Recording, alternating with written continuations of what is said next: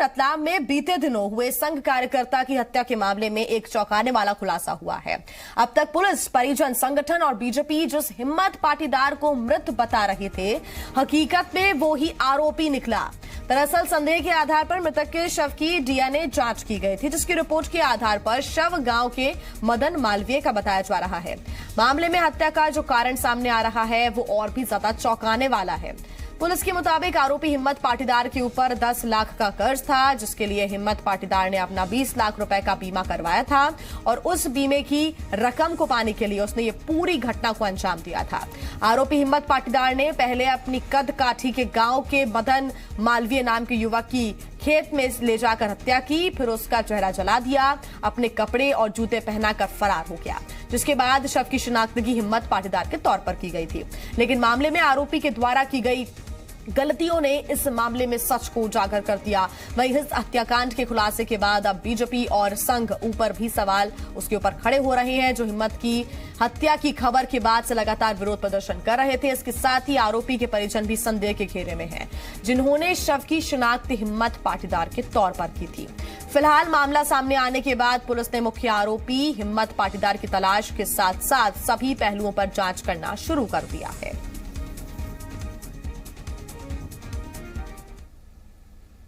DNA परीक्षण में आज रिपोर्ट प्राप्त हुई हम लोगों को, जिससे इस बात का खुलासा हुआ है कि मृतक हिम्मत पाटीदार न होकर गांव का ही मदन मालवी है, जो लगभग आज से 2 वर्ष तक पूर्व तक हिम्मत पाटीदार के खेत पर मजदूरी करता था। और इसमें जो डायरी जब्त हुई है उससे इस बात का खुलासा हुआ है कि हिम्मत पाटीदार ने अभी 17 दिसंबर 2018 को ही 20 लाख रुपए का अपना इंश्योरेंस कराया था, एक्सीडेंटल इंश्योरेंस था, प्लस उसके अलावा उसके ऊपर लगभग 10 लाख रुपए का उधारी है जो विभिन्न लोगों को देना है। वहीं सीएम कमलनाथ ने कहा कि डीएनए रिपोर्ट से सच सामने आ गया है। सीएम ने कहा कि यह दुख की बात है कि इस तरह की साजिश रची गई। डीएनए टेस्ट में ये सब बात साबित हो गई है और बड़ी दुख की बात है कि इस प्रकार की साजिश करी गई है। इस पर पूरी कार्रवाई कर रही है और हमारे गृह मंत्री इस पर अभी प्रेस वार्ता आज शाम को लेंगे।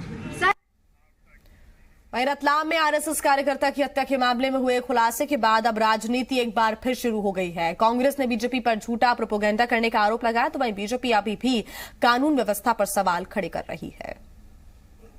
भारतीय जनता पार्टी झूठा प्रोपेगेंडा करती है। जिस संघ के कार्यकर्ता की रतलाम में हत्या की बात कर रही थी, उसने अपने आप को मारा ही नहीं, उसने अपने सर्वेंट की हत्या कर दी और खुद को बतला दिया मृत, और 20 लाख रुपए का बीमा था वो ले लिया।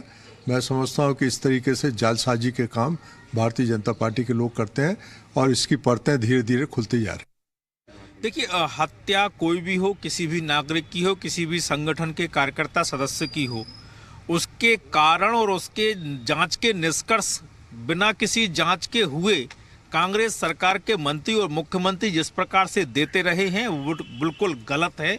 वो किसी भी जांच एजेंसी की अपनी जिम्मेवारी, उनकी भूमिका होती है, वो जांच एजेंसी को काम करने देना चाहिए। और इसी पर ज्यादा जानकारी के साथ जी मीडिया संवाददाता अजय हमारे साथ जुड़ गए हैं। अजय, एक बार फिर सियासत हो रही है इसी मुद्दे पर और एक बार फिर बीजेपी कानून व्यवस्था पर सवाल खड़े कर रही है। हालांकि कांग्रेस ने अब अपनी भी सफाई देना शुरू कर दिया है, क्योंकि एक बड़ा खुलासा हुआ है और वो खुलासा है कि हिम्मत पाटीदार ही आरोपी निकला और यही वजह है कि कांग्रेस को अब एक बार फिर बीजेपी को घेरने का मौका मिल गया है। वहीं बीजेपी अभी भी कानून व्यवस्था पर सवाल खड़े कर रही है। देखिए, बीजेपी अब पूरी तरीके से इस मामले पर बैकफुट पे है और कांग्रेस को एक और सरकार को घेरने का ना सिर्फ मुद्दा मिला है, माफ कीजिएगा, विपक्ष को घेरने का मुद्दा मिला है, बल्कि अब जिस तरीके से कानून व्यवस्था को लेकर पूर्व मुख्यमंत्री शिवराज सिंह चौहान लगातार ट्वीट पे ट्वीट कर रहे थे और पूरी सरकार चौतरफा गिरती नजर आ रही थी। पहले सरकार को संबल मिला था, कम से कम जो मंदसौर में हुआ हत्याकांड था उसमें यदि भूमिका किसी दूसरे की निकलती या कोई रंजिश निकलती तो सरकार बहुत ज़्यादा परेशानी में पड़ती, लेकिन बीजेपी का कार्यकर्ता ही निकला। और अब दूसरा, रतलाम में जिस तरीके से संघ के कार्यकर्ता की हत्या हुई, सरकार चौतरफा घिरी थी, लेकिन फिर अब हत्याकांड का जब पर्दाफाश हुआ और जो तथ्य निकलकर सामने आए वो कहीं ना कहीं सरकार के लिए राहत देने वाले हैं। लेकिन राहत देने वाले इस लिहाज से नहीं कि उसमें किसी दूसरे या कांग्रेसी का हाथ नहीं है, राहत देने इस लिहाज से है कि जिस तरीके से सरकार घिर रही थी वो घिरने से कम बच गई और इस तरीके के अपराध और कानून व्यवस्था को कहीं से कहीं तक जायज नहीं ठहराया जा सकता, उस पर सरकार नहीं बच सकती है। यह कानून व्यवस्था के मामले पर लॉ एंड ऑर्डर की सिचुएशन खराब रही, अपराधियों में खौफ नहीं रहा, कानून व्यवस्था को लेकर पुलिस का, तभी ये इस तरीके के घटनाक्रम हुए हैं।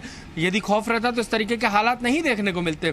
दूसरी ओर बीजेपी इस पूरे मामले पर अभी भी सरकार की मंशा पर सवाल खड़े कर रही है। पहले मंदसौर के मामले में वहां के स्थानीय विधायक यशपाल सिसोदिया ने जो आरोपी था उसको लेकर सवाल खड़े किए कि इस तरीके से वो नहीं कर सकता, तो वो उसके बचाव में आए थे। दूसरी ओर अब यहाँ पर जिस तरीके से संघ के कार्यकर्ता की हत्या की गई है और संघ कार्यकर्ता ही उसमें शामिल था, उसके बाद से जरूर कांग्रेस को एक मुद्दा मिल गया है फ्रंट फुट पर खेलने का।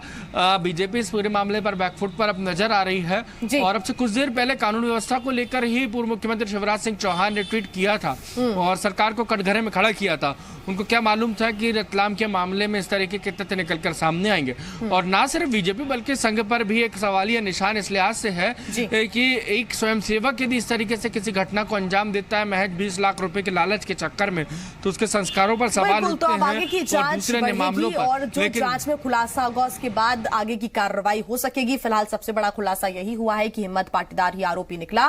फिलहाल पुलिस अब हर पहलू पर चर्चा कर रही है, हर पहलू पर जांच कर रही है और अब आगे जाकर जो उनके रिश्तेदार हैं, जो परिवार वाले हैं, जो परिजन है, उनसे भी पूछताछ की जाएगी। अब उसमें देखना होगा कि क्या खुलासा आगे होता है। आप बने रहिए अजय हमारे साथ, आगे आपसे अपडेट्स हम लेते रहेंगे।